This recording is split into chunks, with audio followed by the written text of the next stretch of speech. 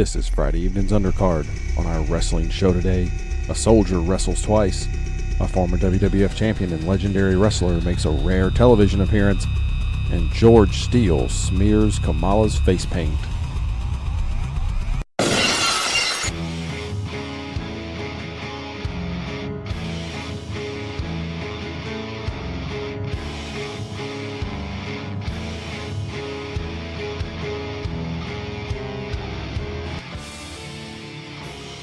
Welcome, wrestling fan, to another episode of Friday Evening's Undercard. I'm Gentleman John. On the other end of the line, Miss Electrifying Eric. How you doing, buddy? Hey, how you doing, man? I'm doing well. We got to get this one done quick. You got to go out of town. I got to work tomorrow, man. We got all kinds of stuff going on. Yeah, life happens, so.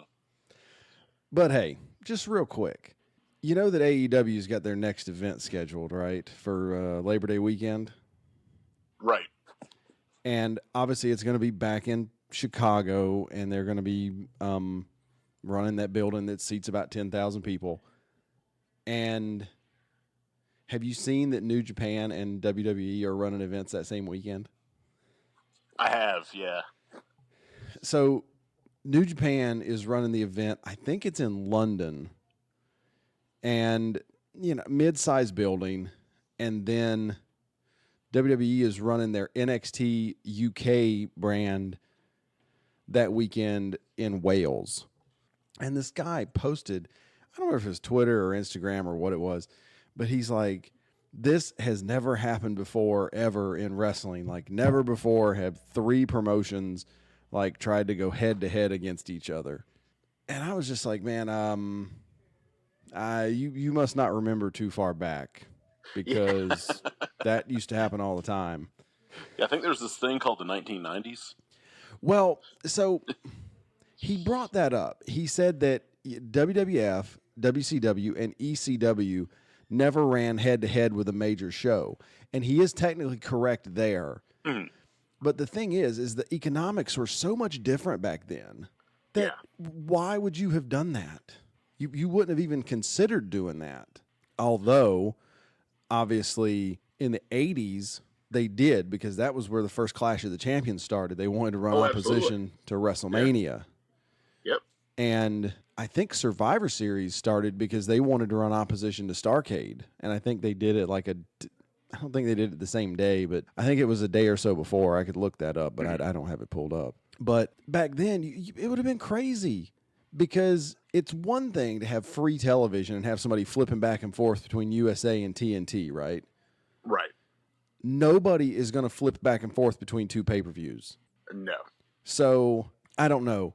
Let's say pay-per-views back then were getting 200,000 views, and that's just kind of a random number. Probably 100,000 of those bought both. You know what I mean?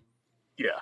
And then the other half, you would have sabotaged your numbers if you tried to run opposition. And ECW was never in a position to have done anything close to that anyway. But then I just used Thanksgiving of 1983 as an example, because that was the first Starrcade, and obviously it's a Thanksgiving, so there's a lot of shows. So get this. You have Starrcade at the Greensboro Coliseum with 15,500 people. That's a rounded number. It's and like 30,000 on closed circuit.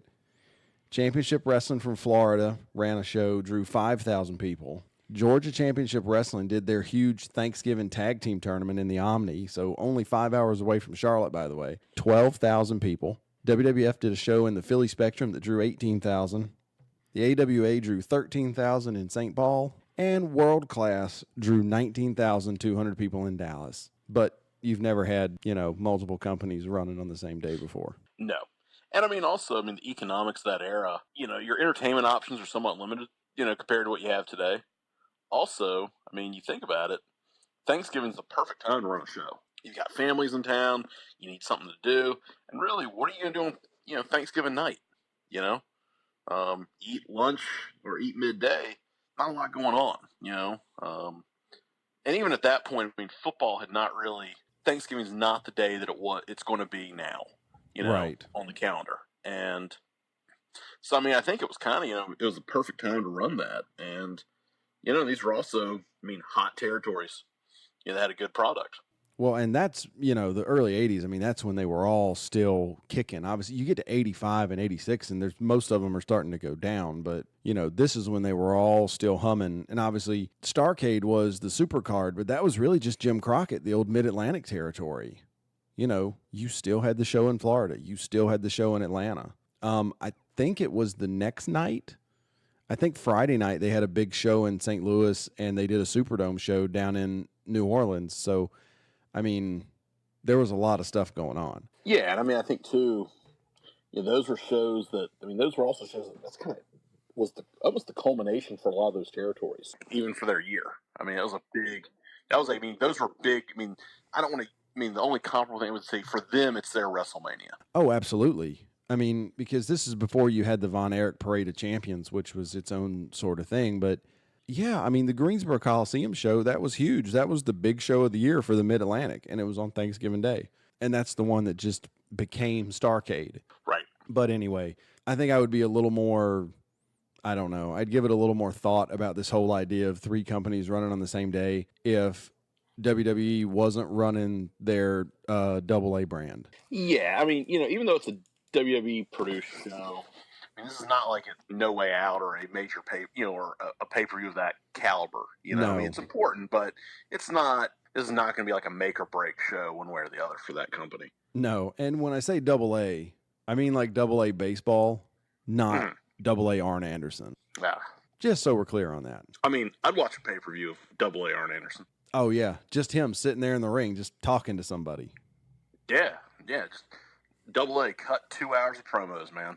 Speaking of people sitting in the ring talking to each other, we'll get to the real episode in a second here because I know you gotta run. Did you watch any of that Undertaker match from the Saudi show?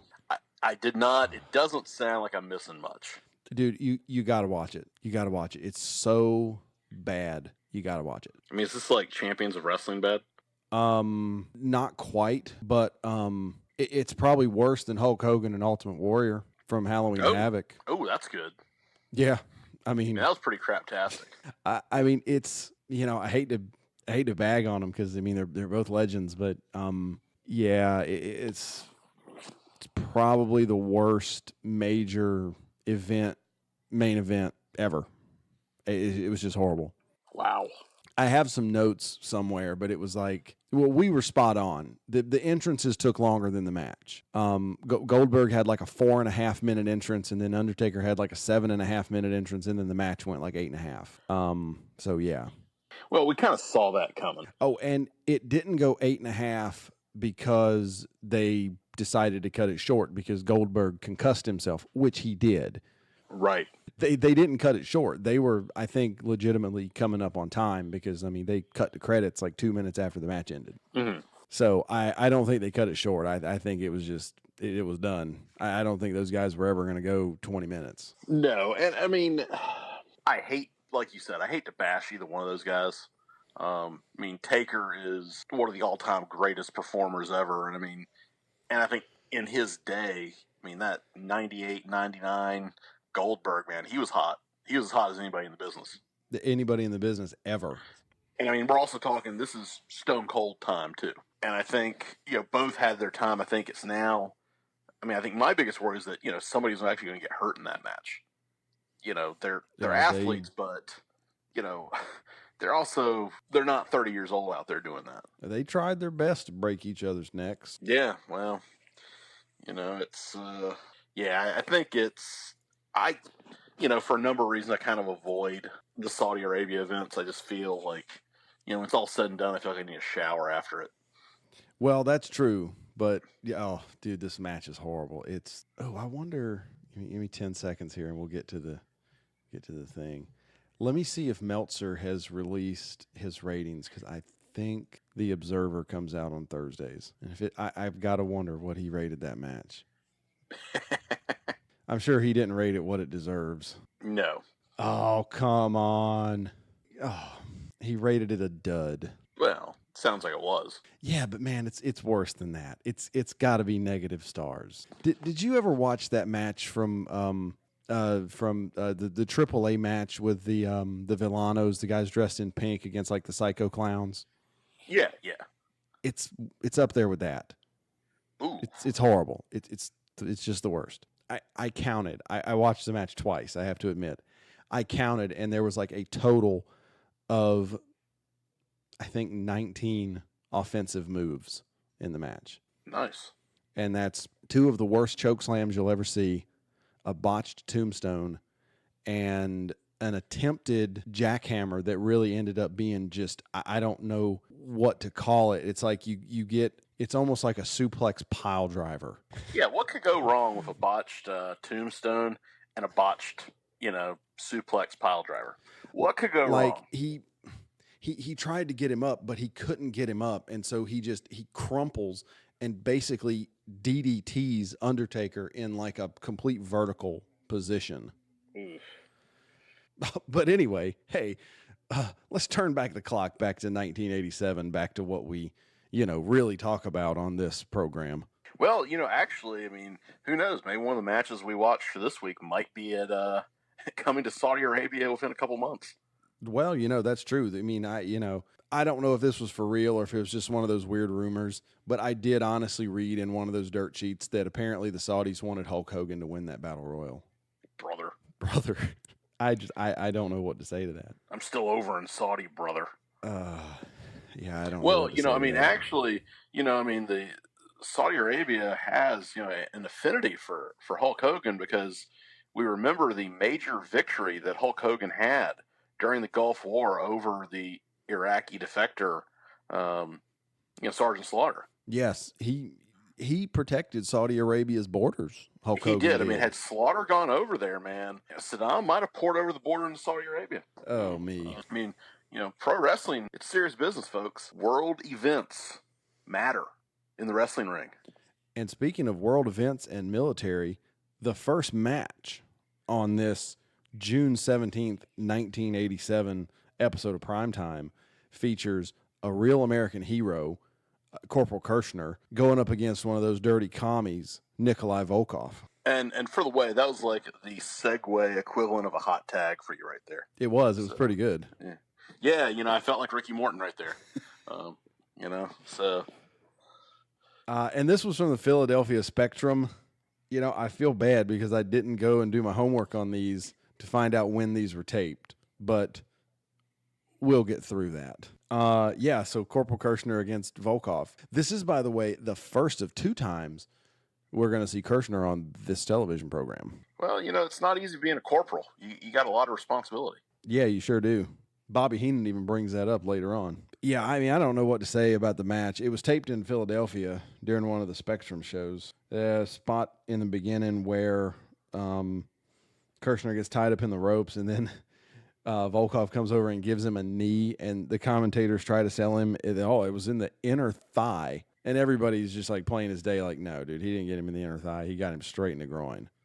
Like, because he actually sold that for a minute. Like, I don't know, I think he might have really done a little bit of grazing there. But, yeah. But the good news is when that happened, at least Corporal Kirshner didn't get, busted open the hard way right there. Like Goldberg did when he went straight into that ring post. Yeah. He was bleeding before that match started. I guess he headbutted like a locker or something in the back. And so when he flings his door open, he's bleeding. Like, before he even comes out of his locker room, he's bleeding. Well, at least he didn't punch a car window this time. Oh, gosh. Didn't he, like, bust open, like, an artery or something there and almost bleed out? Yeah, I think, even, came really close to, cutting the nerve that basically, controls your arm. Yeah. Because, hey, what could go wrong when you try to punch out a car windshield with your hand? Yeah. At least put, something in there to gimmick it so that it busts easier. But, yeah, Goldberg, he's not going to do such things as that. No. Anyway, the surfboard move that Volkov did, that was actually a cool looking move. You remember that one? Yeah. I was like, wow, what's this guy doing? Because, I mean, he had him twisted up like a pretzel. And, I mean, I think, too, I always enjoy, somebody could actually do an entire study of American society as reflected through pro wrestling on matches like this. Today there's heat between, the United States and Russia, but I don't think people, unless you lived during the Cold War, fully understood. All you had to do was come out there, hammer sickle, the flag, sing the national anthem, and you're drawing instant heat no matter where you went. Oh yeah, they hate the fact that you are consuming oxygen. Yeah, it's like instant heat. And I think it's kind of, it sort of fits that mold of the classic foreign heel. It's, of course, we've seen that even, you looked at guys that were German or Japanese after World War II. You go to the Russians, you have the Iron Sheik. Of course, then we look at, the bang-up job that WWE did, after 9/11 with the foreign heel. Yes. But it's a time-honored tradition. I think it's something that we will never see go away in pro wrestling. No, probably not. The only other notes I have on this match is that the ref was incredibly slow getting down for counts. I don't know if you noticed that. Yeah. And then Volkov wins with a backbreaker. And that's off we go. And the Cold War continues. The Cold War continues. Darn commies went over again. Good thing they didn't go. The downside though is they lost a battle royal in a little place called Afghanistan a little while after, so it all worked out in the end. Yeah, they did lose that rumble in Afghanistan. But I mean, in their defense, they deployed one of their best weapons, Nikolai Volkov, to the United States. Yeah, that's true. And Ivan Koloff and Nikita Koloff. Yeah. And that darn turncoat, what was it? Killer Khrushchev? Crusher Khrushchev. Crusher Khrushchev. Yeah. I mean, those guys. I mean, those four right there could have easily taken out like half the Mujahideen. Absolutely, just by themselves with their bare hands. Yeah, and maybe like a Russian bear too. Yeah, like that's kind of what I envision. And this is probably the first wrestling podcast in the history of the world that's ever talked about the Mujahideen in the wrestling podcast. Perhaps, and actually, so this is with the bears. I think they would have put saddles on the bears and rode them in there. Yeah. Kind of like Mongo in Blazing Saddles when he rode into town on the cow. Oh yeah.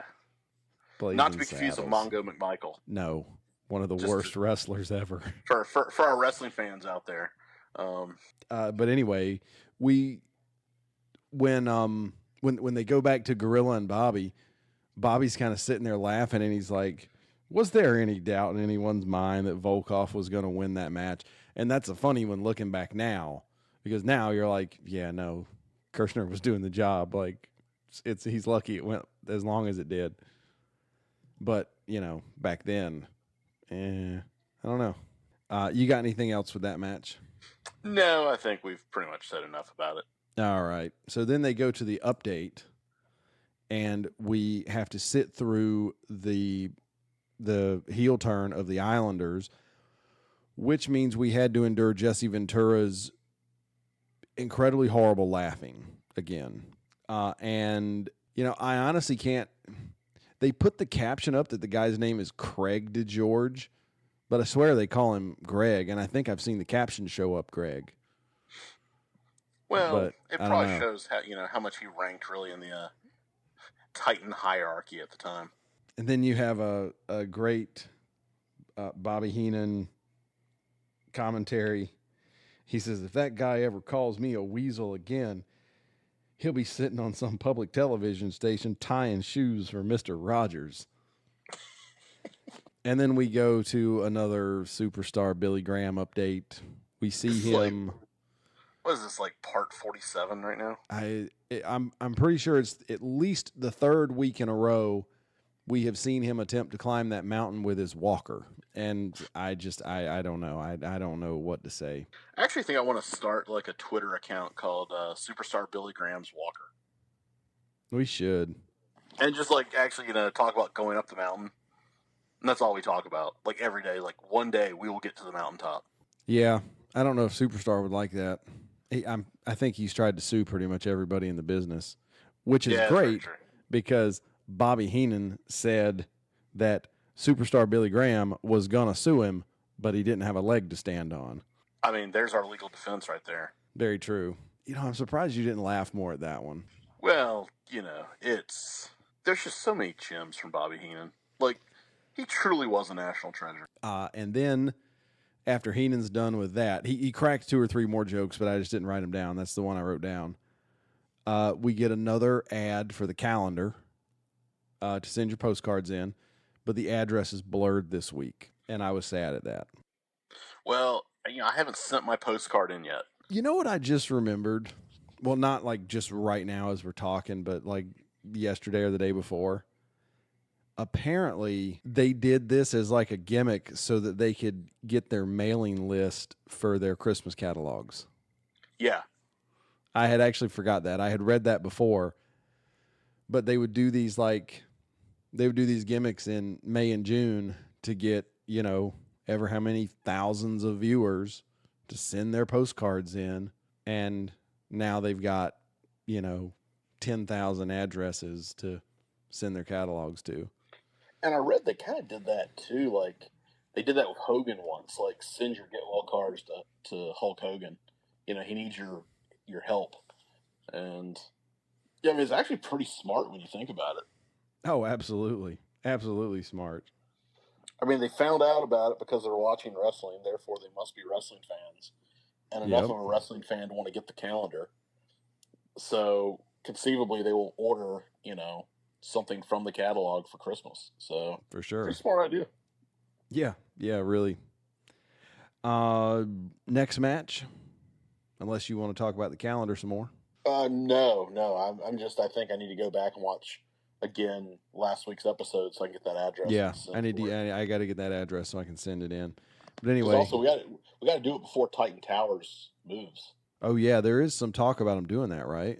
Yeah, so we need to get that in because I need that in the 87 calendar pretty bad. They're trying to what are they trying to do? Sell it and they're going to rent like a space? Yeah, if you want, we could put some money together and live from Titan Towers. Yeah, I'm going to be honest. I don't think I have enough in the couch cushions to buy that. I was going to direct message Virgil to see what he's got going on. Oh, I'm sure he makes that much money from his gimmick table. Yeah. Absolutely. In the background here, I have the U.S. Open golf tournament on because it's in California, so it's only 7:00 now, so it's still going. It's at Pebble Beach, right out there in Monterey. There was a house for sale directly on the ocean behind one of those holes that I did jokingly say I had enough money in my couch cushions to buy. It was $40 million. I'm thinking Titan Towers is going to exceed that, and so I don't think I'll have enough money in the couch cushions to buy Titan Towers. Well, I'll check mine, see what I got going on. There's also the change compartment in my car. Yeah. So there's always that. Yeah, and always like that gap like between your console and your seat where stuff always falls. Yeah. Yeah, I'll dig through that. I think we can come up with enough to buy the towers.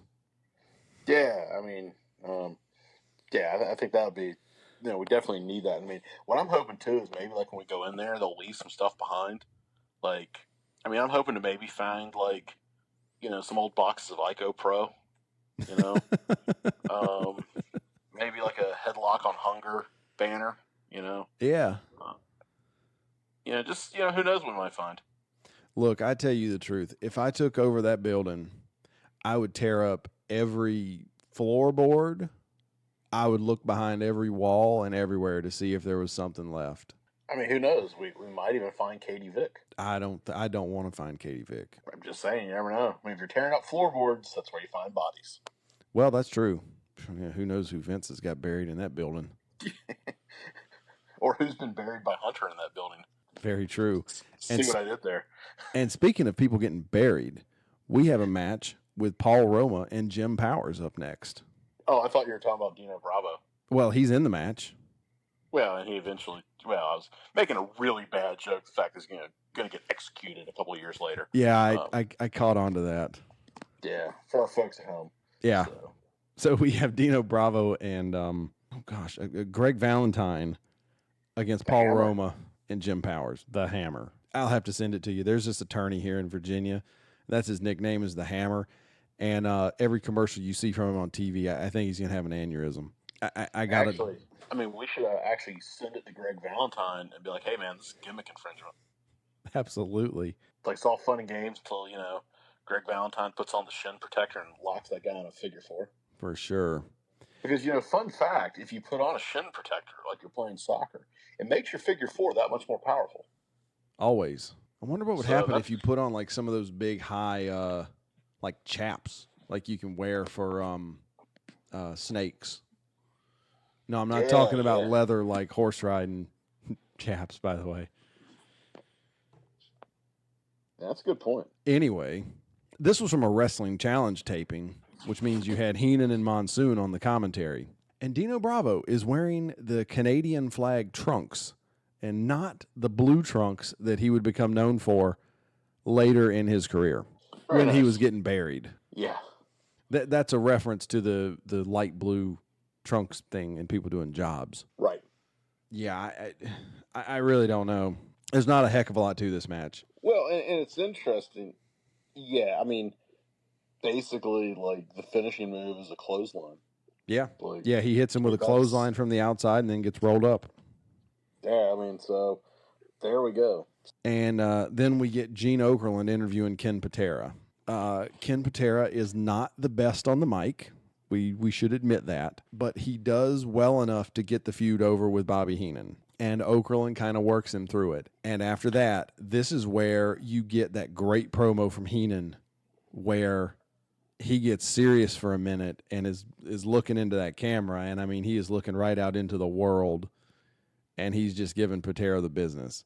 Well, and I think, like, what I think made that is sometimes what makes a really effective heel is when the heel's actually kind of right. Which, it's one thing if you're just, like, getting cheap heat and you're, like, getting a reaction. But, like, when you look at Heenan's argument, you can kind of say, he's got a point here.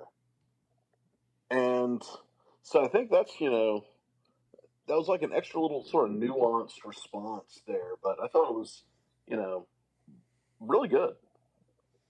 Yeah, I mean, that was one of the better promos you've seen out of Heenan. But the next match of the night, you better mark this one down because I want to say this is the only time we're going to see him. You get Pedro Morales against Steve Lombardi. Yeah, and I mean, for a lot of people, I mean, frankly, Pedro Morales was not a name that we kind of grew up with necessarily.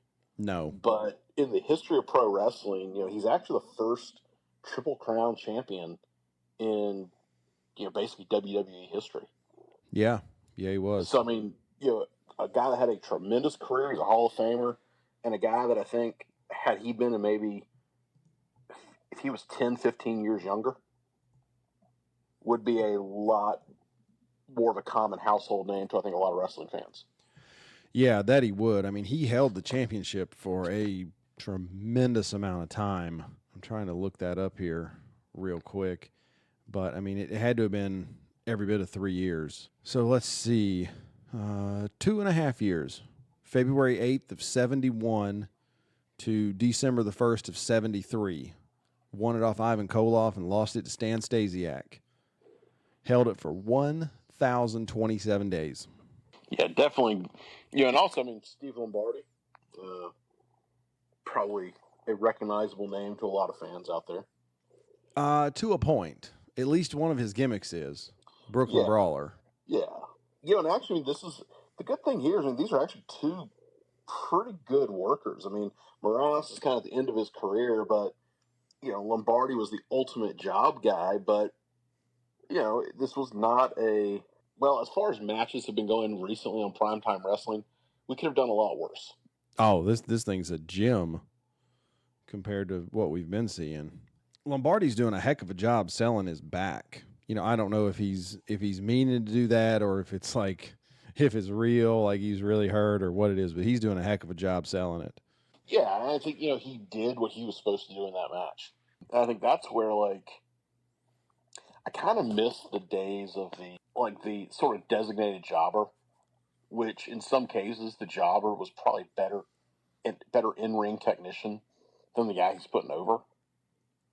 In some cases, but absolutely, he was so good at what he did, he made those guys look good. Well, that's something that's missing now. Like, you've got to have people doing jobs. Like there's Yeah. got to be recognizable people losing matches in order for somebody to be something. And that's the whole thing. You know, AEW's doing this silly thing. I mean, they're how do you want to say it? They're like pandering to like smart fans, like, oh, wins and losses matter. Yeah. Okay, here's the thing with that. Either you're going to have a bunch of people that are just in the middle and, you know, with a 500 record, or you're going to have some recognizable names doing a lot of jobs. The only way I can see that working long term is if you break your like wrestling calendar into seasons. You know what I mean? Mm-hmm. Because it's like if you take a season of football, like if a team next season or this coming season, you know what I mean, goes 0-16, well, nobody's going to think they're crap if they go 12-4 the next year and make the playoffs, right? So the only way the win-loss thing is going to work is if you say, okay, we're only going to count like the last 6 months or something. You know what I mean? So then you can start portraying somebody as being something rather than being a job guy. And I mean, I hope. I mean, even another way to look at that is, I hope maybe when they say wins and losses matter. I think sometimes on WWE television, they throw these matches together, and a guy loses on Raw. That you're like, this is just a pay per view match a week ago, and sometimes I think in WWE the wins and losses don't matter, you know. And I think here maybe they're going to put some more emphasis on it, that it's not just going to be, we're not going to throw away an ending just to throw away an ending. Like Yeah. hopefully will be some logical point to it. Which of course I know this is a challenge, logic in pro wrestling, but it's I think hopefully they'll maybe kind of take a little bit of a different take at it. So Yeah.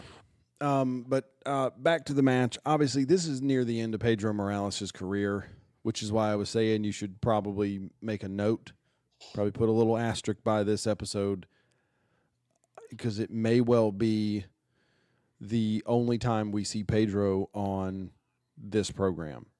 I don't know that because I haven't watched all the way ahead, so I know he's not on next week's, but I don't know if he shows up again. So for a legend in the WWE, this may be his only appearance on the show. And I think, just do yourself a favor, watch some of his matches. I mean, he was an incredibly talented worker. Yes, he was. Is there a I've never really looked for it. Is there a video out there of the match with him and Bruno? That's a good question. To be sure, there is somewhere, even if it hasn't been released. Like, surely WWE would have recorded that match. Yeah, I would think so.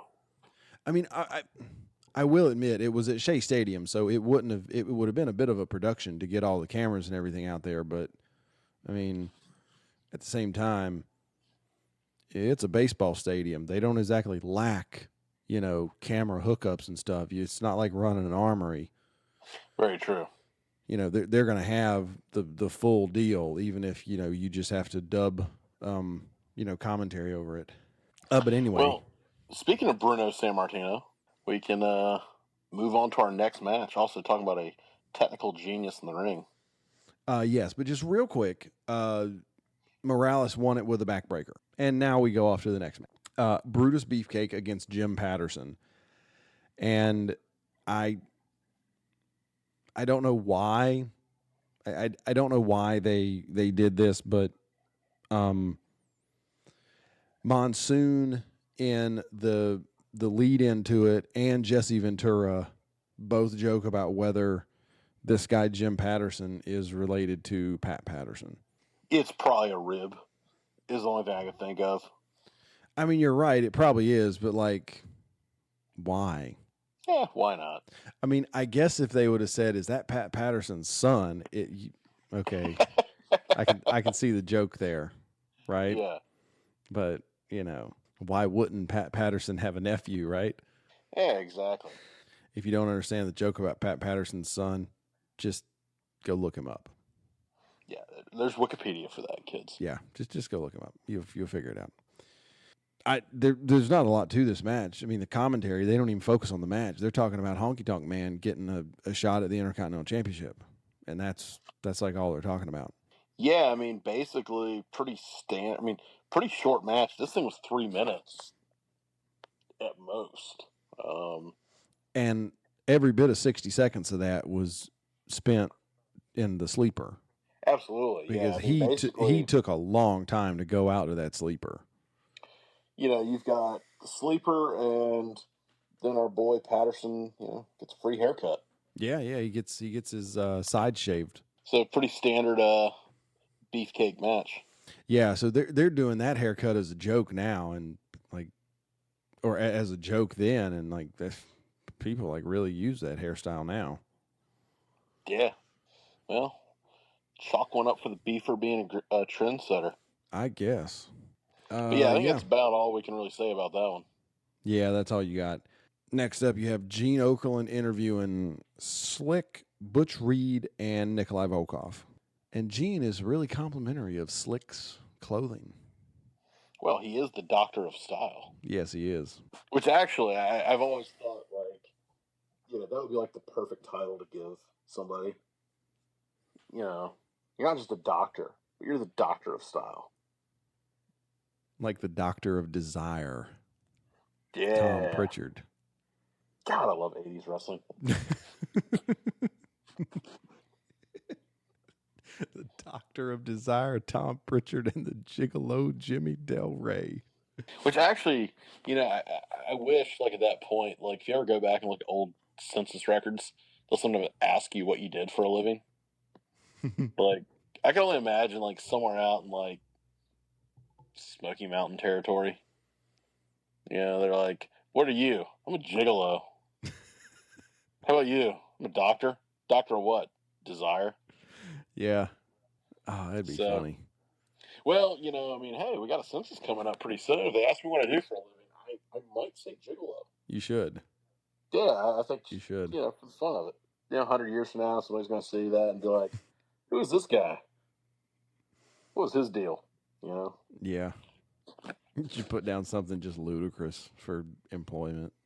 But anyway, the only really funny thing to come out of this segment was that Nikolai Volkov said he spends his earnings to buy Russian war bonds. Well, they did have a war going on at that time.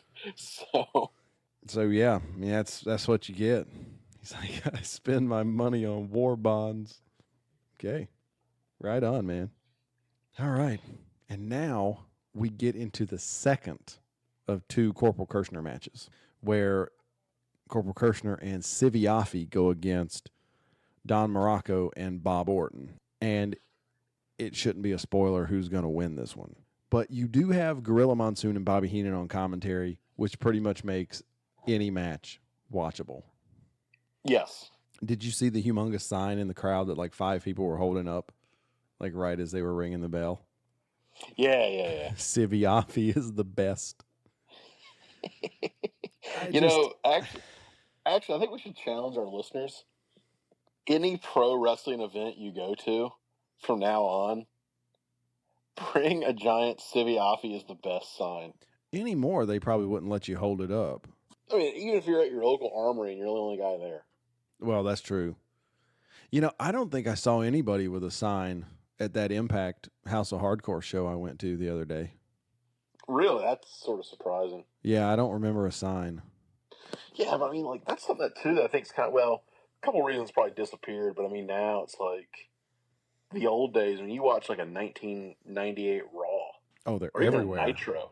Yeah, there's when they would do the crowd pan, it's man, if you owned a poster board store in that town, you're feeding your kids that week. Yeah, you better believe it. Yeah, you sold out. You sold everything out of the store. Yeah, those are the days. And also, I mean, you think about it too, now, a wrestling fan will just go home and put on Facebook, tweet, go on Instagram. That was basically that was the equivalent of how you tweeted something in 1998. Yeah, you had a sign. Yeah, and I mean, some of the signs, pretty good stuff. Like, you know. Yeah. Speaking of the Impact show, did you see the deal with what's her name, Taya Valkyrie? I heard about it. I didn't see it. I don't know. It got so blown out. I saw the whole thing. I mean, I was 30 feet from it. Yeah, you know, I don't know. In the guy's defense, okay, so just real quick. The end of the story is that a guy got thrown out of the show because he spit on Taya Valkyrie. That's the end of the story. The beginning of the story is that he was sitting front row, which means he paid at least $100 to sit there, was giving no problems at all in the show until Sammy Callahan comes over there and decides to reach across the rail, completely across the rail to this guy like sitting down in his seat and steal the guy's $10 beer straight out of his hand. That's heel heat right there. And so the guy, I mean, he is like jumped up and he's screaming at the guy, right? You know, F you, Callahan, you owe me a effing beer, you son of a bitch, and stuff like that. I mean, and I can't blame the guy because, I mean, you know, if a wrestler came over and took $10 out of my pocket, I'd be pretty steamed about it too, right? That one, I mean, not if it was Virgil. Well, I'd figure he needed it. Yeah. He could have just asked, and I might have gave him a 20. Yeah. But only if he would let me stuff it in his mouth. Like Ted DiBiase used to do. Yeah. So anyway, he gets that, and then you end up with the final tag team match, which was Tommy Dreamer and the Great Muta, which was the only reason I went to the show, because who knows if I'm ever going to have a chance to see Muta again in America, against Johnny Impact and Michael Elgin with Taya and whatever her stooge manager's name is. I don't even know what his name is. And so you get the video, the video that's kind of circulating online. She's like 3 inches from this guy's face. And I don't know about you, but I get pretty irritated if somebody's 3 inches from my face yelling at me, right? So she's saying, like, you know, sit the F down, you're going to get thrown out. And he's just like, F you, you know, get out of my face, which I can't blame him for. And then he makes a rather off-color remark, and then she slaps his hand, again, reaching across the rail, and knocks another beer out of his hand, which leads to him spitting on her. And then at some point within a few seconds of that, John Morrison stands up on the second rope and almost completely disrobes because his entire backside is hanging out facing the crowd. And so then the guy gets thrown out. But I was like, you know, I feel like this should have been handled a lot better to where it never got there. Yeah. I mean, all I can say is just chalk this up, folks. This is the sport of kings. Like, yeah. First off, why is a wrestler reaching across the rail into the crowd? Yeah. Well, it opens up all kinds of issues, you know. I mean, there's a level where you want to try to draw heat, but there comes a point where trying to draw heat could lead to a legitimate lawsuit. Yeah. Or a bad situation. Like, you know, keeping in mind as a performer, you're in control of the situation. That guy that's been drinking a couple beers is not. And yeah, and that's the thing is Callahan just stood there and ignored him. Yeah, you know, you don't want to. I mean, my thing is not in no way condoning that guy's actions, but you don't want to instigate a situation that could blow up very quickly. Yeah, which it did. Yeah. So anyway, back to this Siviafi match where this man's holding the sign that says Siviafi's the best. So Heenan makes a comment and says, well, he did all this service. Why did he only end up as a corporal? Yeah. And Gorilla Monsoon says, "Oh, when did you serve, Brain?"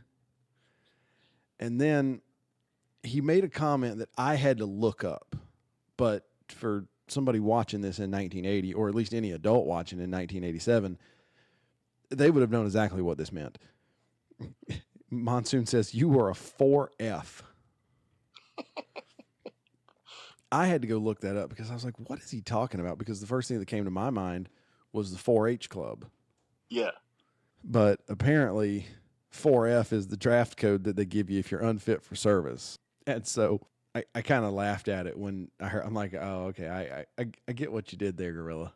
And of course, Bobby Heenan makes up some code. He's like, no, I was a 3Q. They told me I couldn't serve because I was too smart or something to that effect. Good old Brain. But it's amazing that he came up with it that quick because they didn't have that written out. Like both of those two just came up with that as they were sitting there. Well, and I think that just shows, I mean, these guys, I wish I would love to see if they have just like, they're recording, like if there's just footage, like they're just rolling. Like I would love to have been in that studio when they recorded that stuff. Yeah. I mean, probably some of the stuff you never saw is probably comedy gold.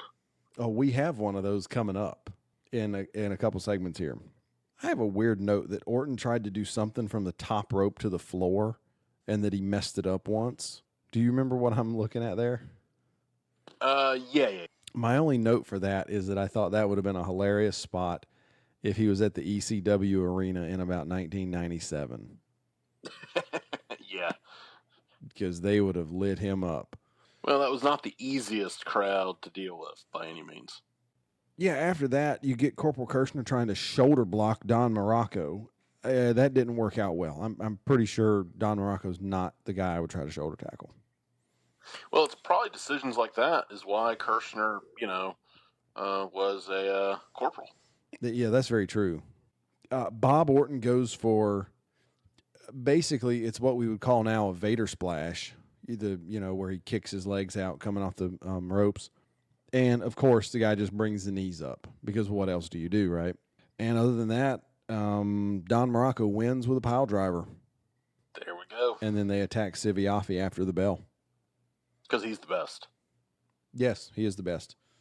He didn't take the pin, did he?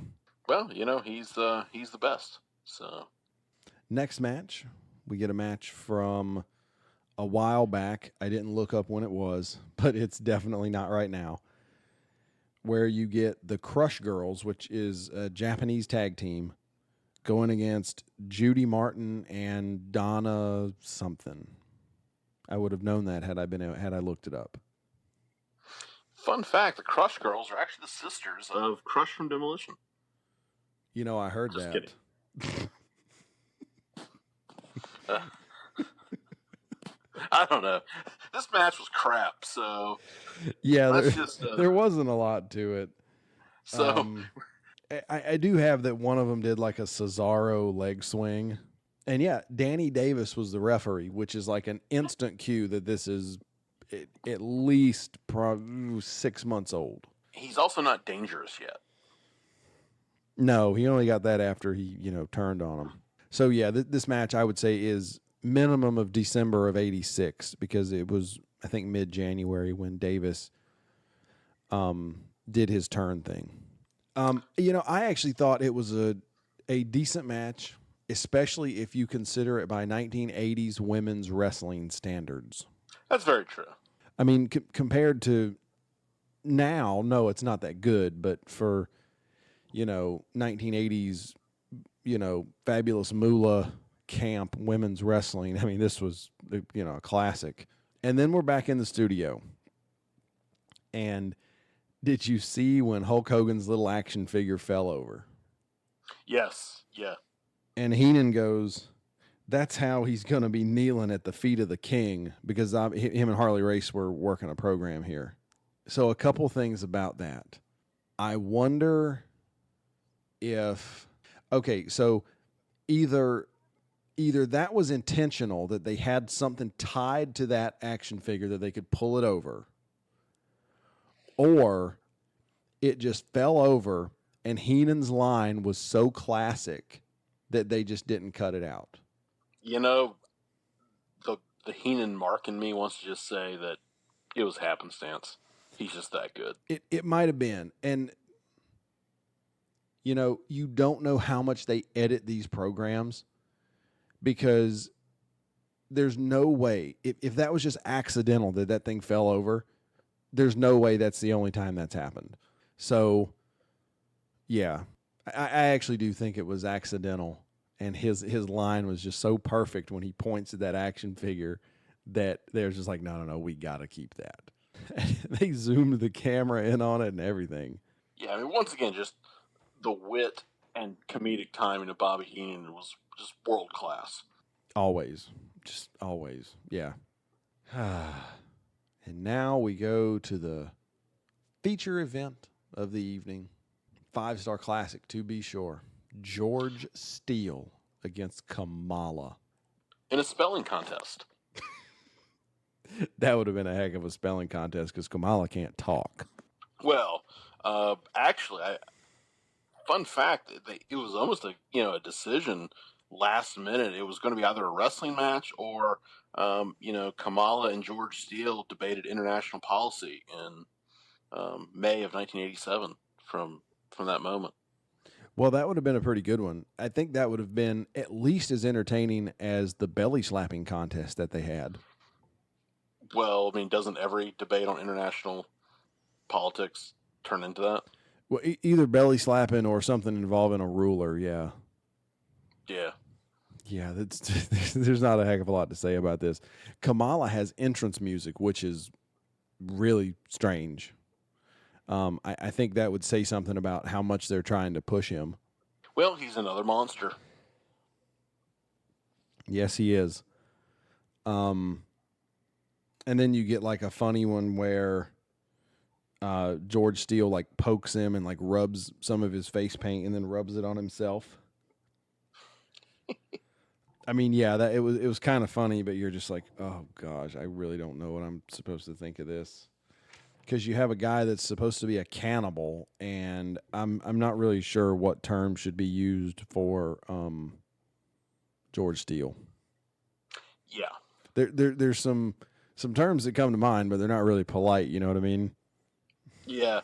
We could use them in 1987. We can't use them. Yeah, you can't really use them now. Dim-witted might be a good term. Special. Yeah, a little. He's a little touched. Yeah. That's yeah, okay. We should probably get off this before we start getting hate mail like Cornette. Yeah, really. Anyway, they tease a test of strength, and then they never do it because George gets distracted, and he goes and eats 2 turnbuckles. I mean, that's who hasn't been there? Yeah, that's what I do when somebody tries to test strength with me. I just turn around and go, tear apart some inanimate object. Yeah, not a lot to this match, really. No, there's not much to it. Yeah. This match probably had less offensive moves than the Undertaker Goldberg match. Yeah. Kamala hits him with a crossbody. That's probably the most wrestling type move of the match. And then you see Kamala go up to the top rope, which is weird. I don't know how many times I remember seeing him do that, which, of course, he misses. And then George Steele gets counted out, and Kamala wins. Your main event, folks. Main event. And the commentator calls it a disqualification, which just leads Bobby Heenan to say that, the commentator and the ref and the ring announcer and everybody are just incompetent. And that's about it for that match. Yeah, I think what saved this episode was, of course, Heenan and Monsoon. Yeah, for sure. The Patera thing was, Class A. Yeah, I think what you're seeing in a lot of these episodes, it's really not the matches that's carrying these episodes. It's Heenan and Monsoon and their relationship. Yeah, absolutely. That being said, next week we will have a pretty good show because there are some good matches on this upcoming show. Absolutely. And we won't give it away too much, as if we're really talking about spoilers on a 32-year-old wrestling program. But there is something that happens in this one that you better not hold your breath for it to happen again, because it's a rare occurrence. And we get it next week. Well, I think that about wraps everything up, I would say. Yeah. I mean, we do get another pitch from Monsoon about the calendar. And, then we pretty much go with it. And, yeah, that's it. You got any final thoughts? No. I think definitely looking forward to next week. Yeah, next week's going to be a good one. And we hope everybody out there will be listening to that one. Appreciate everybody listening. Give us that 5-star review on iTunes. We'll talk to you again next time.